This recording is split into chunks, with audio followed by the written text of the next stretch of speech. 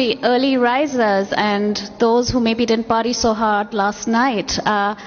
We've given it a few moments for people to trickle in because we had some room changes. So if I can ask people to settle down, take a comfortable seat and enjoy the ride for the next hour, that would be fantastic. I am Samira Mehra, the Collective Intelligence and Advocacy Director at WINGS. WINGS is the global network for philanthropy support and development organizations, and I am delighted to welcome you to this session on partnering with philanthropy for higher quality innovative finance. And we're co-hosting this with our partners, the African Development Bank, Foundations 20, Institute of Climate and Society, and Finance and Commons. Or let me translate that in language that I've heard this space really enjoys, which is the language of acronyms. So AFDB, F20, X, FIX, and WINGS are delighted to have you at this conversation. I'd like to set the introduction against the backdrop that we have all found ourselves in and that we've been hearing over the course of day one. Growing and interconnected challenges, so climate disasters, pandemics, conflict, economic instability, all of which are transcending borders and all of which are really demanding that we have global coordinated action. And yet, at the same time, we're witnessing tectonic shifts in international cooperation.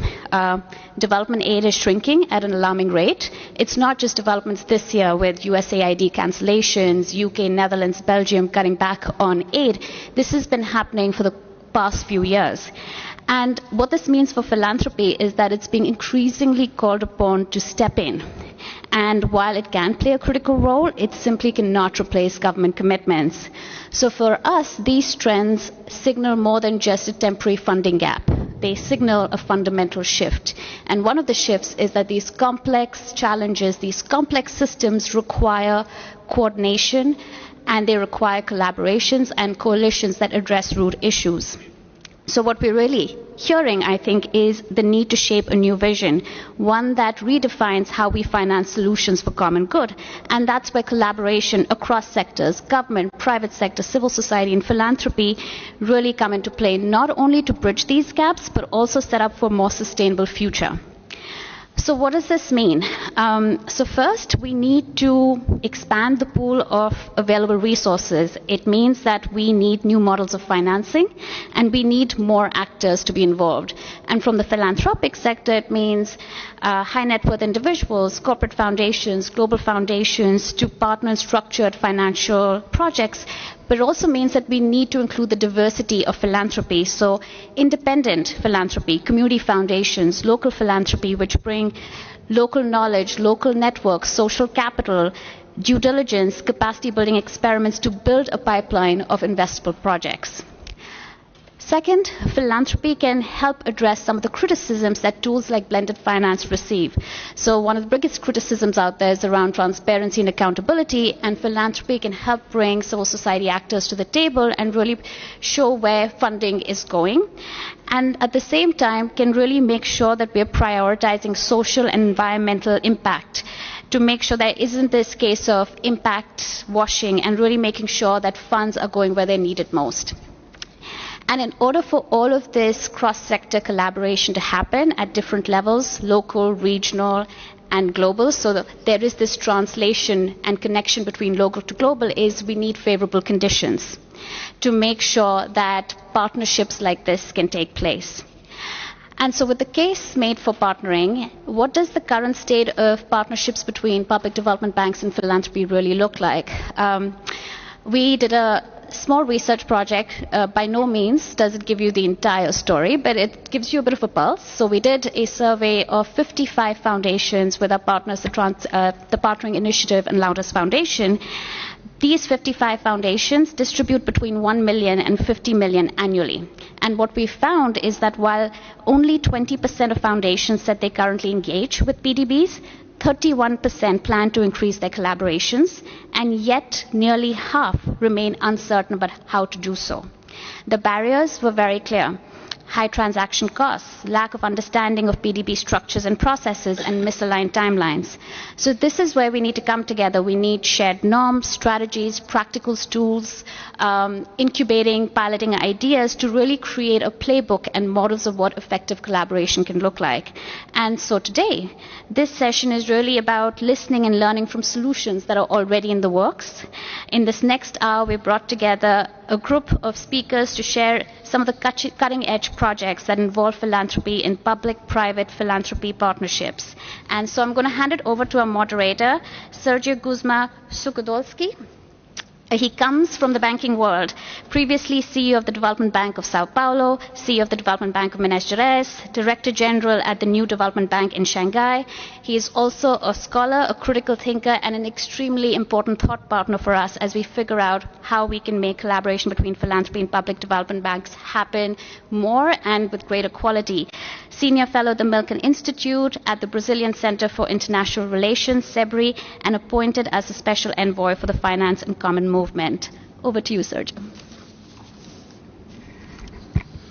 Thank you, Samira. What a pleasure to start the day in this panel and reaffirming the continuity with the last edition of the summit in Cartagena, Colombia.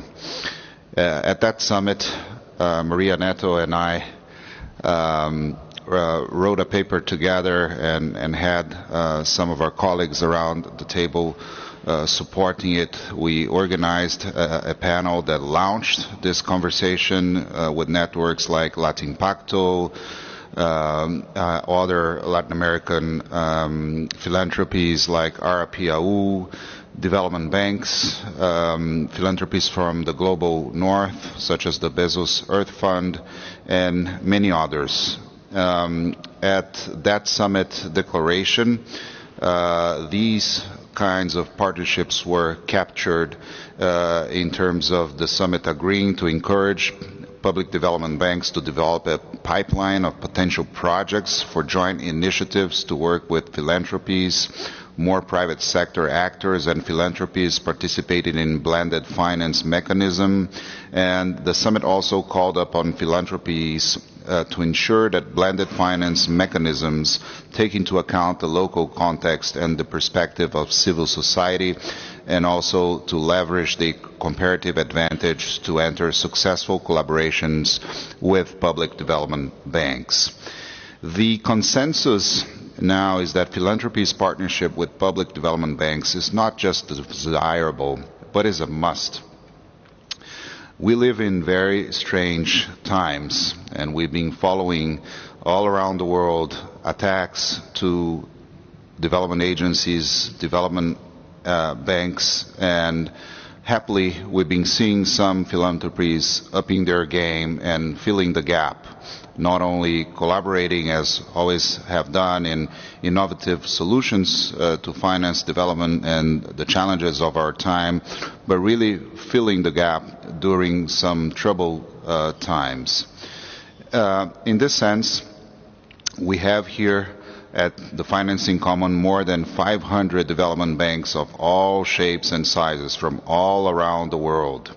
And we believe that philanthropy can unlock capital to expand to other networks, private sector, sovereign wealth funds, and others. We look at examples that are around the table, the African Climate Foundation and how they have supported South Africa's Just Energy Transition Partnership, the JETP, the African Development Bank and Mission 300, M300 Accelerator. Just next to me is Andrew Herskovich, who's leading that effort with his team.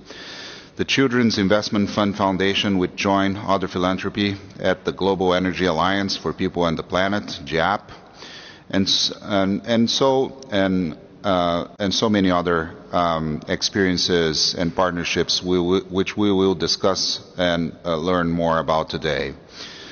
Today, I would like to welcome our speakers, beginning with Madame Hassatou Diop Nsele. She's the Vice President for Finance and Chief Financial Officer at the African Development Bank Group. She's overseeing general capital increases and pioneered hybrid MDB capital. We also have Salim Fakir, the founder and executive director of the African Climate Foundation. We have here our good friend Maria Neto, which has developed a innovative financing at the Inter-American Development Bank before she joined the leading climate foundation in Brazil, the ICS, Institute for Climate and Society, as the executive director. Next to me, as I said, Andrew Herskovich is the CEO of Mission 300, M300 Accelerator at the Rockefeller Catalytic Capital. And at the end, we will have reactions by Catherine Harvey, the Secretary General of Foundations 20, F20, and Leah Kibe, who is the Director and Head of Co-Founding and Partnerships in Africa and Head of Kenya Office at the Children's Investment Fund Foundation. So beginning with Madam Hassatu Nsele, Time magazine has named you as one of the key catalysts for climate change in its second annual Time 100 climate list. They cited your groundbreaking work in introducing the $750 million hybrid bond to scale up climate finance. Can you talk a little bit about that and how philanthropy could be involved? Over to you, Madam. The floor is yours. Thank you. Thank you very much, and good morning to all the early risers. Thank you very much to Wings and to Fix for this event. So before I go to the hybrid capital, I think that what you said, Samira, and you, Sergio, as well, with regards to the need to have some kind of a coalition of the willing is extremely important, especially in the world that we are in today. And when you listen to Africa, I used to hear about the infrastructure gap. There was the financial and economic crisis and how it hit Africa the most.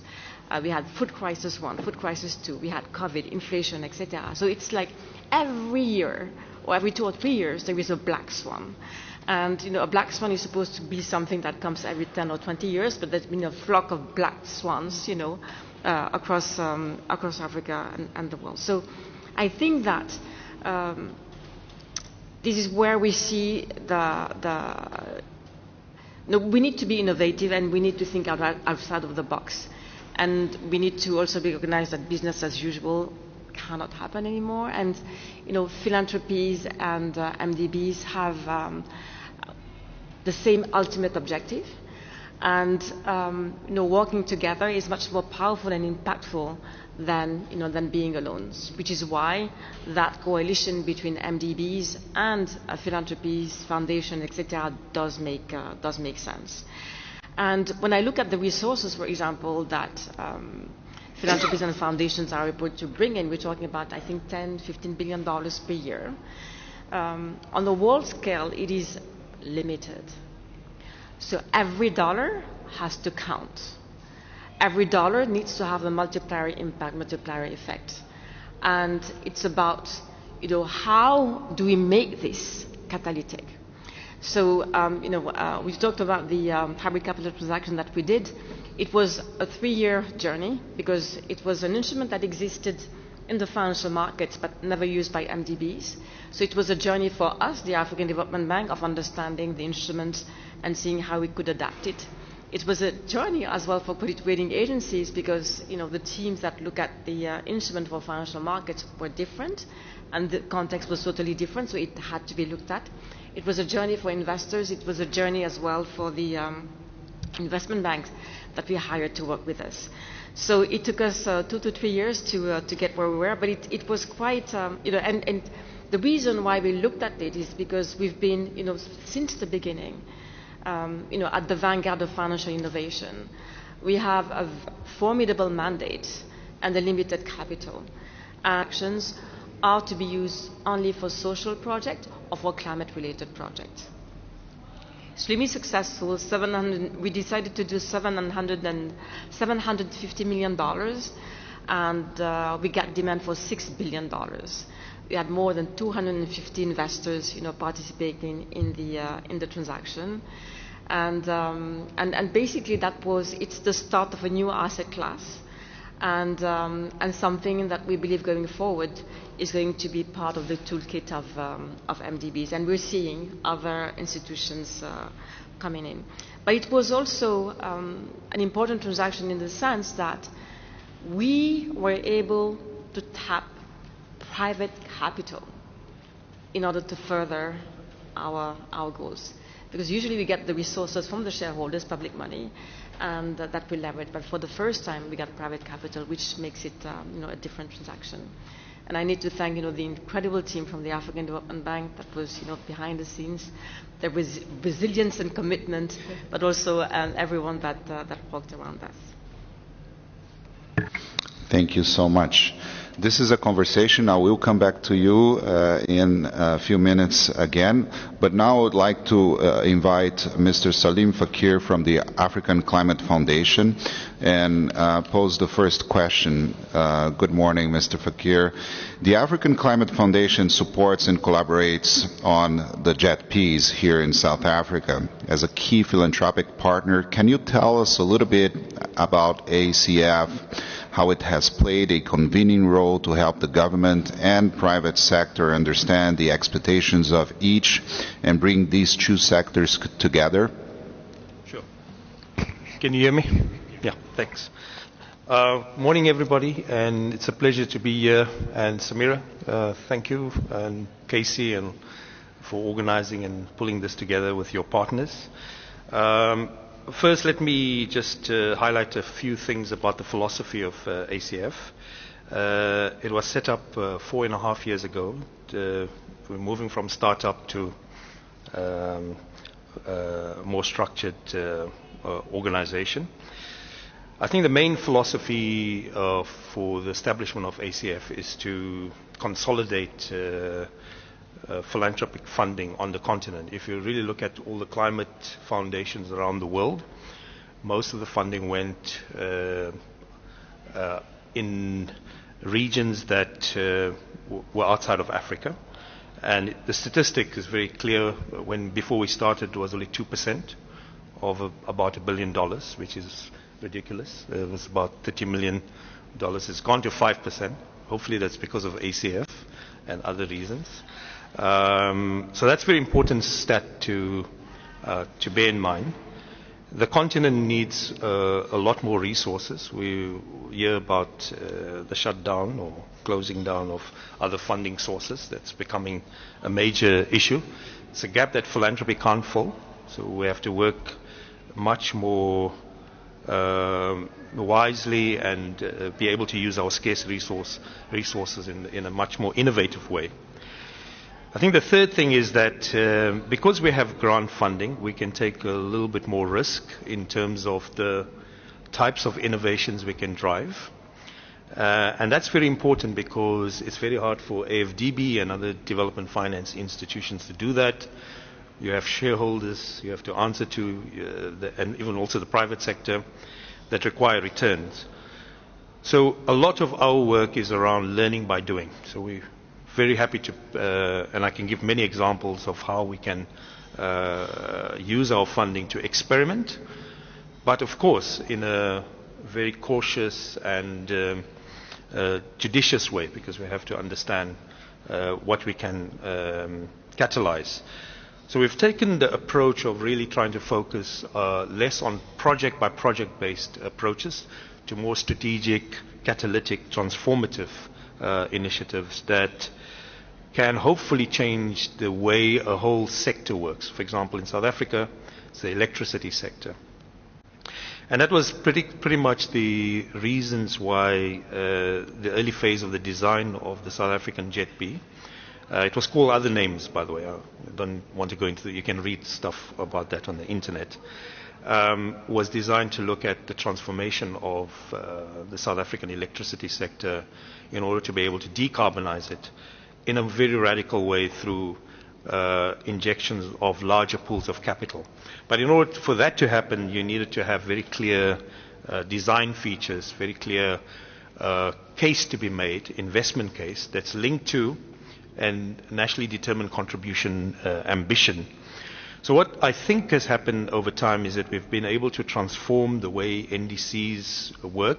They're not just pieces of paper, but they tell us the ambition both in mitigation and adaptation, the nature of investment that's required, and what types of capital needs to come behind that. AFDB has contributed or has pledged to contribute 2 billion to the Jet B.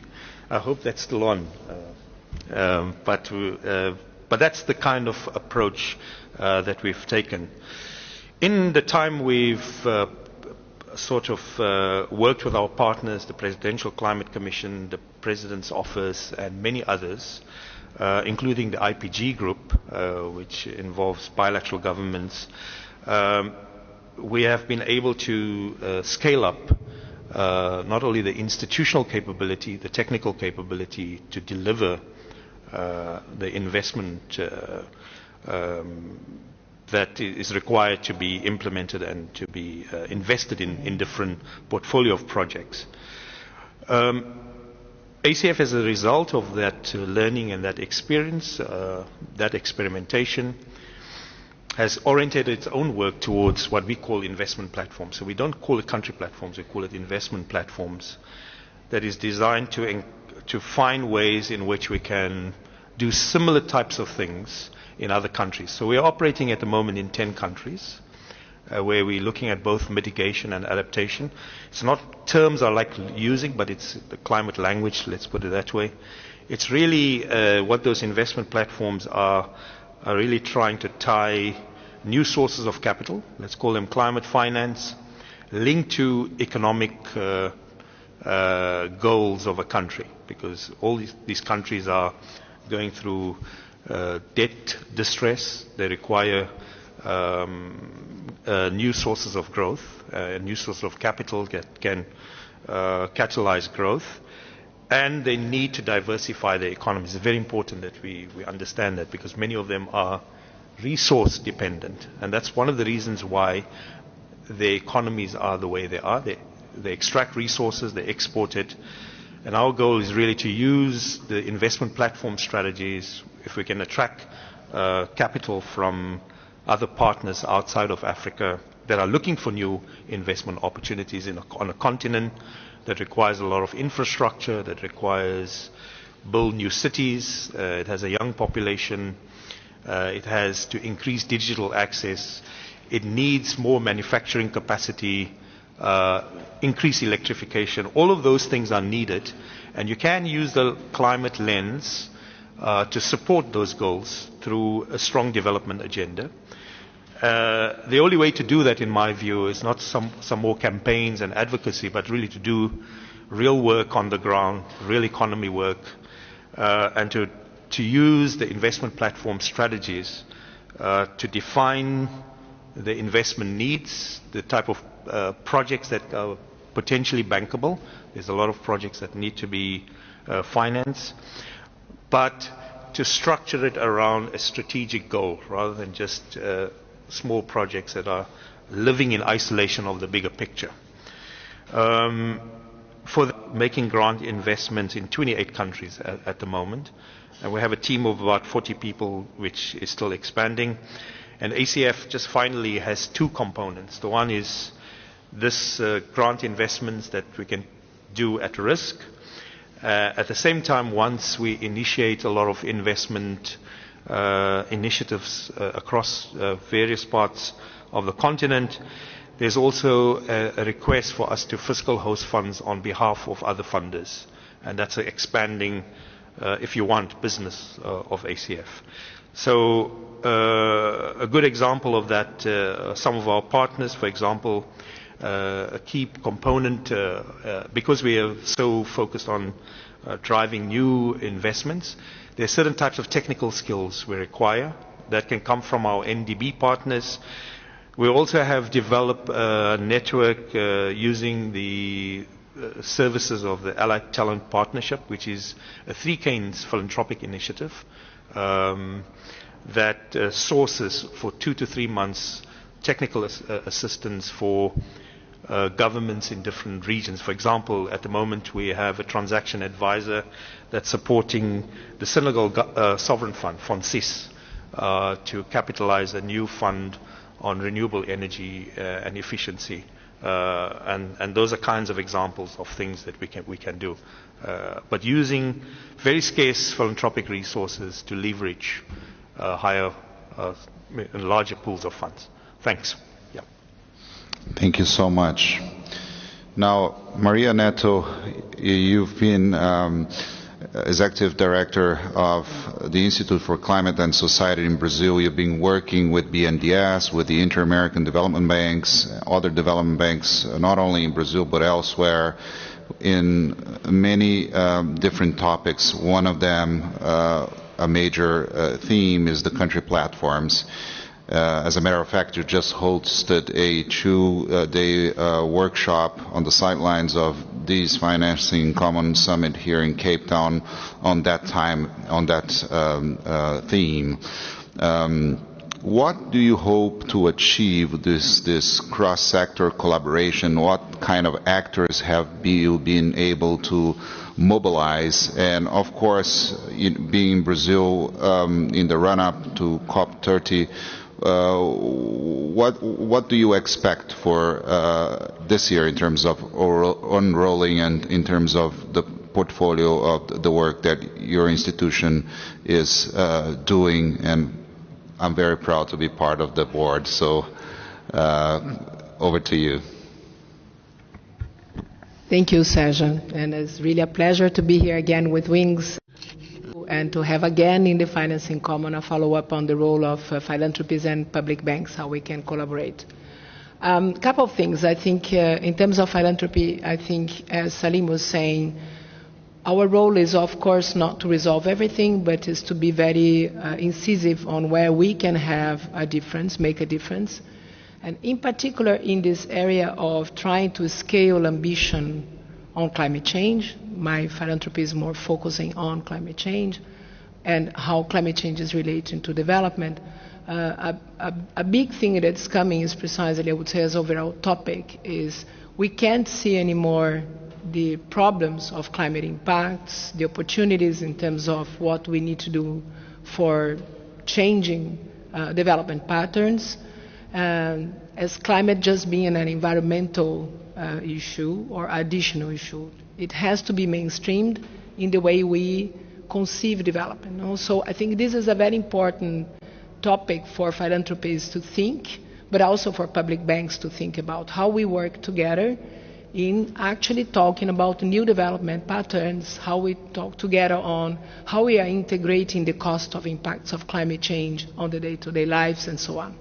And then specifically, of course, one of these areas we need to work with is how we leverage investments, or how we can make finance, which is what public banks do mainly, more efficient to divert and diversify, or to direct investments in the right direction. And in terms of philanthropy also, how we can open spaces like the one we are having here to dialogue what is needed really to be done, because public banks are interesting players. They can take some risks that private sector cannot take. Their role is to unlock private sector investments and to actually also promote innovation, right? But they also have limitations. Some things public banks cannot do, particularly national banks, because they are regulated banks. And they cannot take certain types of risks, or sometimes also not be able to quick start or develop something from scratch with their own balanced resources. So that is where we can have ways to work together. I think Salim mentioned on the seed monies of designing and thinking about new innovative ways to operate. And also, it's not the case of us, but of course philanthropies can also blend resources with public banks. Now, as Philanthropy X has been also working on this dialogue since last year on the G20, since we are here, Financing Common, but also at the G20 South Africa startup, a lot of the work we saw that is very relevant for Brazil, but of course for the agenda of climate in general in the world, is how we can move the sustainable finance agenda to direct investments more efficiently, and what's the role of the G20 on that. And the G20 opened a number of initiatives. There is quite a few topics. I will not go into all of them here. But one of them was to say we need to help countries to have ownership on what is their capacity to understand how they mobilize resources, public, private, concessional, commercial, domestic, and international. It's not just about concessional international finance for climate, and it's not only about the country alone, and it's not only about the public, but it's also about the private. So this is not simple. How we are thinking about the situations of different contexts of countries for them to mobilize resources. So this concept of country platforms basically come from a conversation already since India, G20, which is continuing with Brazil now and South Africa on how governments can operate in a more, let's say, catalytic manner and have strategies that combine their resources with private sector resources and international resources, and what are these strategies of bringing these people together. So we were very pleased that while we were doing this, supporting the dialogue on what would be this kind of ownership and innovation, we also could work with the Public Bank of Brazil, BNDES, the government of Brazil, and private sector to think about what was needed to develop in Brazil the Brazilian Investment Platform, which was launched last year. The Brazilian Investment Platform is quite innovative because it does not only focus on one sector only, as it was the case of the initial Just Energy Transition platforms. It's a bit broad to what Brazil thinks is the needs it wants to focus on, industry, nature-based, and energy as well. But I think the important, again, on our role as philanthropy was what was this design? What was the type of way of delinking to private sectors? So we, for example, as philanthropy, in addition to support the design of the platform, we created a laboratory for nature-based solutions with a lot of our grantees, our political situation you were mentioning, and every year having a new black swan, how we are looking at helping countries in a pragmatic manner to the next Belém Plus 10 implementation phase, have some kind of trust building. We didn't have a lot of trust building in the last COPs. We left the last COP29 with a lot of problems on the climate finance agenda. And so working on, again, country platforms, and now not thinking only about Brazil. South Africa did it one way, Brazil the other. But for example, in Africa, we are here, a number of countries were affected by climate change to the point that their GDP was affected by it. I've been participating in dialogues where I saw some of the countries saying, I'm not being able to develop because I have a fiscal constraint. I have already a debt problem, and then every year I'm being hit by these climate impacts, and this is affecting me and my population. So how we work also with these countries to mobilize resources, to think about how they have to get organized to have their country platforms to resolve that. So this, for us, is an important topic towards COP30, and is an area where public banks can have a role, because they can be the kind of convener of working public-private. But the public banks alone, again, cannot do it. And that's where I think the philanthropies come again. We can help with this kind of more innovation, design, the dialogues that sometimes they are not having with the civil society, the types of dialogues, and even the bridge that is needed sometimes with the private sector, because they do have a lot of knowledge about the local financial systems, but not always with the actual private sector developers doing projects. So I think this is an area where there is a lot of opportunity for us to combine efforts, and in Brazil has been quite a successful case. Thank you. Thank you so much, Maria. Now, Andrew, it's your turn. Mission 300 Accelerator, which is has the full support of the Rockefeller Foundation, helped set up the Global Energy Alliance for People and the Planet, GAP. We saw the announcement last month during Africa Energy Summit in Dar es Salaam that Mission 300 Accelerator will start 23 new energy access projects in 11 African countries. Can you tell us a little bit about GAP and how philanthropy is playing a role in bringing actors and catalytic capital together for a sustainable energy transition in sub-Saharan Africa? Over to you, Andrew. Thanks. Good morning, everyone. I suspect that at some point this morning, every single person in this room reflected on what's going on in the world right now.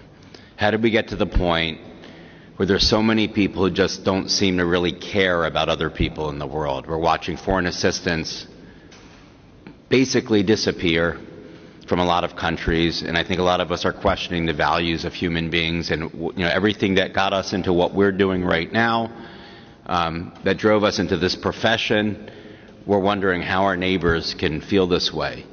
But I would submit that a lot of people in the same room are taking a similar approach.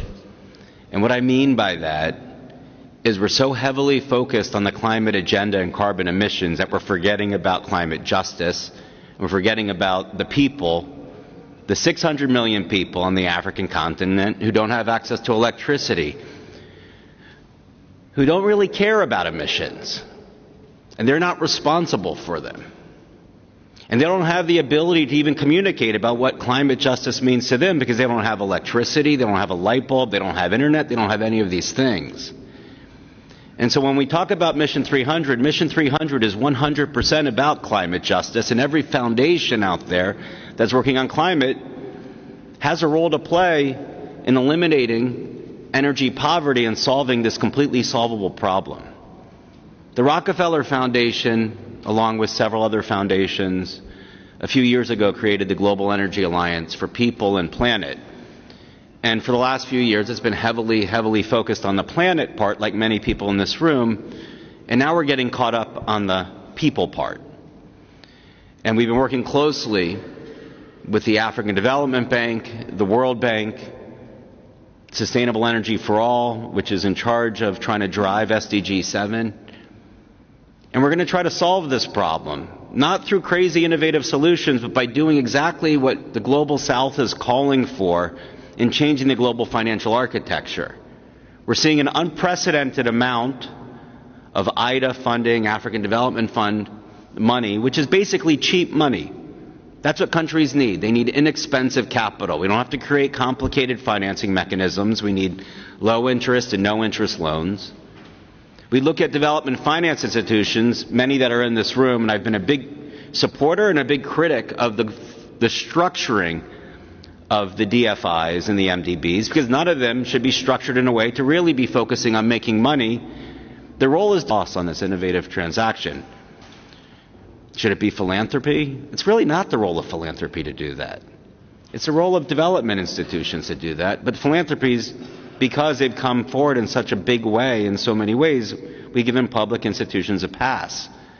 But the shareholders of these institutions, of your institutions, they need to rethink what the model is and get it right.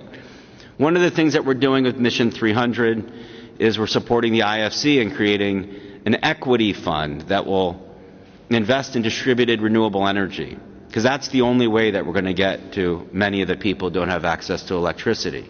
And I can tell you that I have struggled to find a handful of institutions that are willing to take a junior tranche. And by junior tranche, I mean 0 to 5% return, not even a loss. And I found them, but it's a handful of them, and it's none of the groups that are in this room right now, and it shouldn't be that difficult. The global financial architecture needs to be changed, and we all need to do it. And we need to be making the case that, sure, the days of pure foreign assistance may be over, but we can leverage a fraction of that foreign assistance money and that grant money to provide better financing. When I was at the Development Finance Corporation in the U.S., I would say, if you were to take $1 billion away from USAID and give half of that back to the U.S. taxpayer, and then give the other half of that to DFC and say, now structure deals in a way where you can give countries and people the type of financing and small businesses that they need to grow, not finance in U.S. dollars, and create sustainable financing, you'll turn that $500 million and probably to $5 billion or $50 billion of sustainable development. We all need to rethink what we're doing.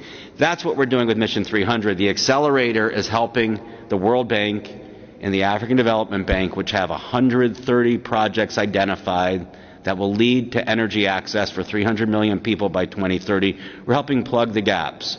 We're doing the studies that are needed. We're hiring the consultants that are needed. We're building capacity within governments. We're helping governments deliver. A lot of the countries that don't have energy access, they don't have, they're small governments, they don't necessarily have enough people. So we're focused on the bread and butter of what we know works. A lot of the people, or everybody who's working on it's been in this space for a while. Sometimes it's building out the grid. Sometimes it's solar home systems. Sometimes it's mini grids. We're trying to just get costs down. 78% of the people who don't have access to electricity, and I said this yesterday, can't even afford the $5 a month for a solar home system.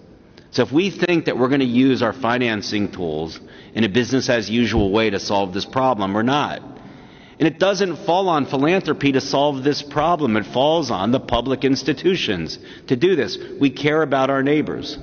But it does fall on philanthropy as well to focus your efforts on caring about your neighbors, caring about others, and not focused on issues that frankly impact the 600 million people who don't have access to electricity, but aren't going to solve the problem for them. They have to take the approach. We need all the hands on deck from everyone to solve this issue. It's solvable, and it's embarrassing that we haven't solved it to date. Thank you so much, Andrew.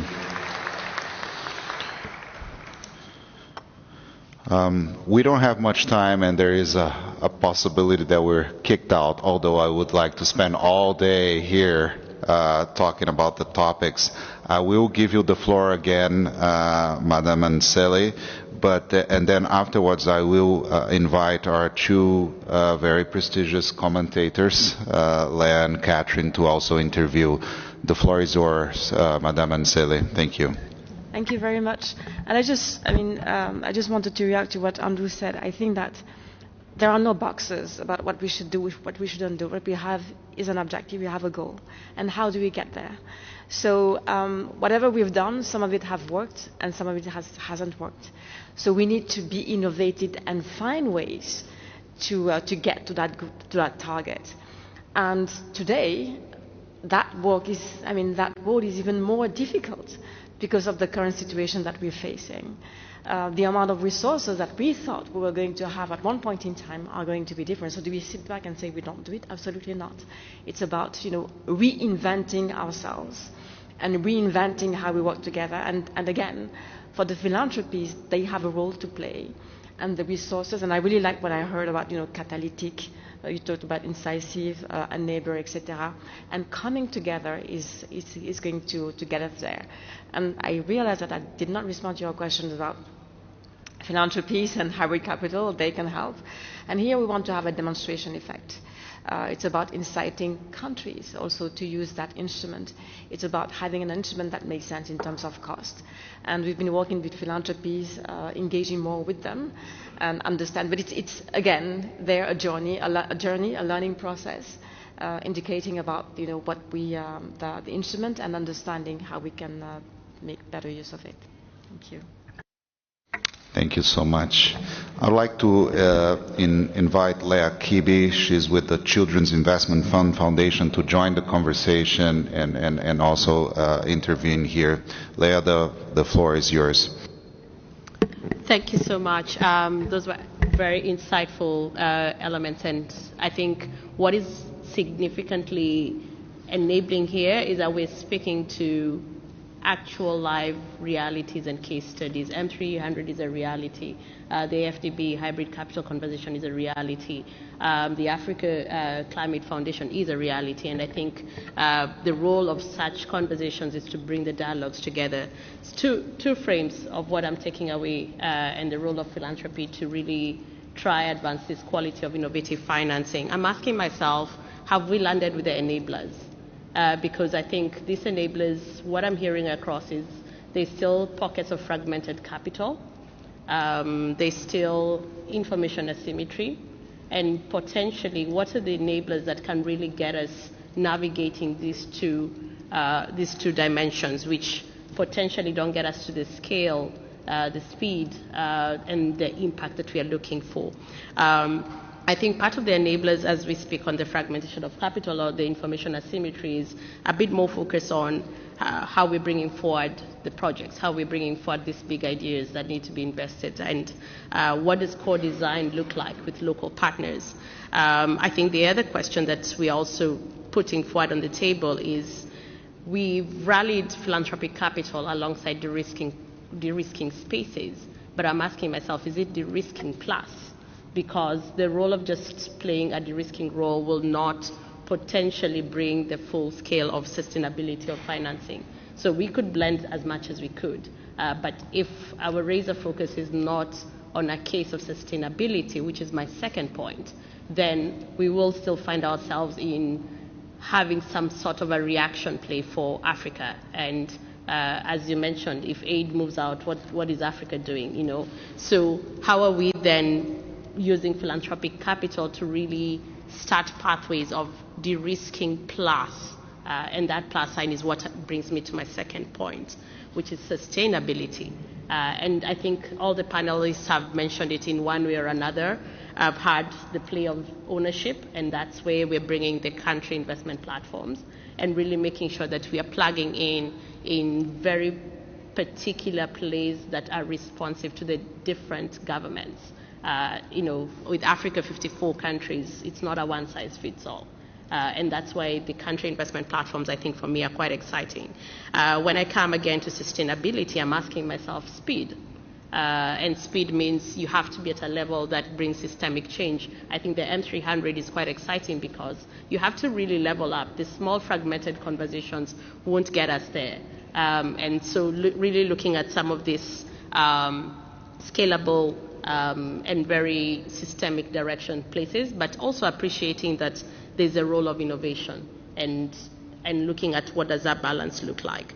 I think my last case on sustainability, which has really been spoken into, and Africa has really rallied on this fit-for-purpose financing structures, it's really the cost of capital, and trying to see then how do we play in the capital space to make sure that you know, the capital or the pools of funding that are being brought together are at a price point that does not leave Africa disenfranchised.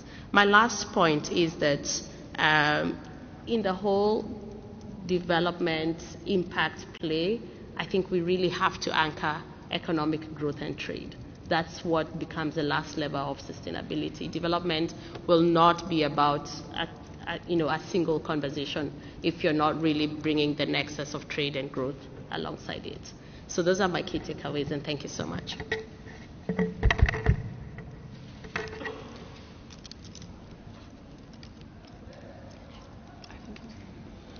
Okay, wasn't sure. Thank you so much, and also thank you for having partnering with us on this with Wings and all of the partners in this conversation. Of course, I agree with everything that Leah said, and just a few points on my reflections of today. There's several steps that all the actors in the room or outside this room have to take, and one of them is what I'm hearing is that on the one hand is just we're starting to remember who we are and what our roles are. So that's one of the things is that I heard also for the development bank conversations today. Is like it's the development and not the return on investment that you should be focusing on. And then once we clarified again, going back to why were we established and what is our role in this conversation, is then we can look at reinvention and innovation and seeing, okay, how do we work together as a group of actors and stakeholders that have the specific roles and the specific abilities in terms of also the amount of money that we can spend, the impacts that we can have, the roles and the ideas that we have.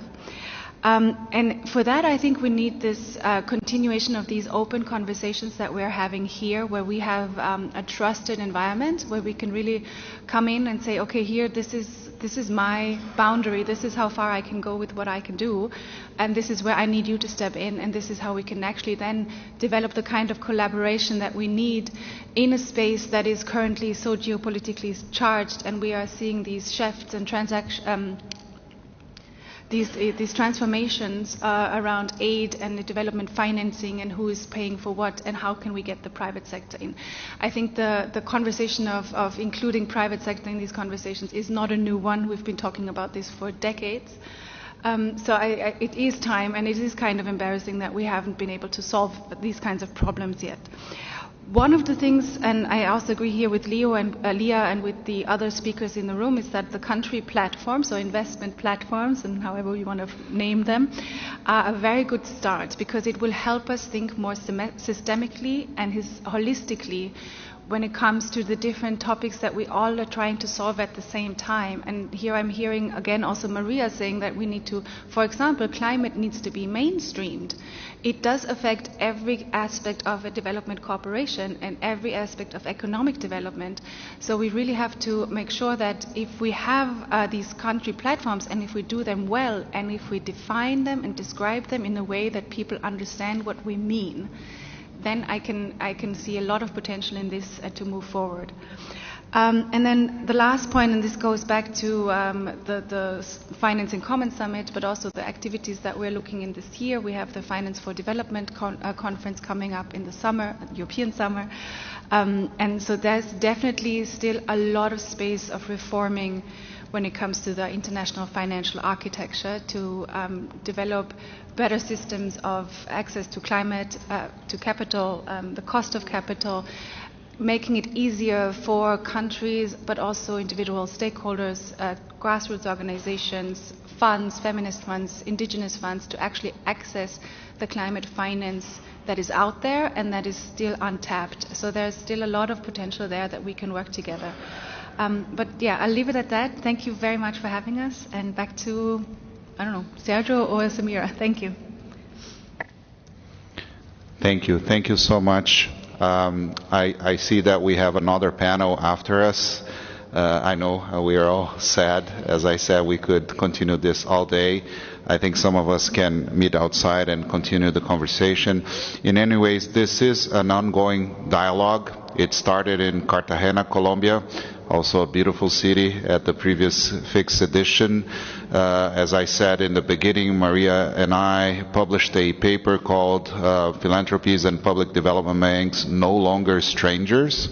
I think it was a very interesting title that we picked for that. We had the support from Wings Network since the very beginning, including for that paper, and many other partners, development banks and philanthropies. And I would love to continue this dialogue, publishing and connecting and learning about what you are doing, and specifically to your two comments, bringing those solutions to the last mile, right?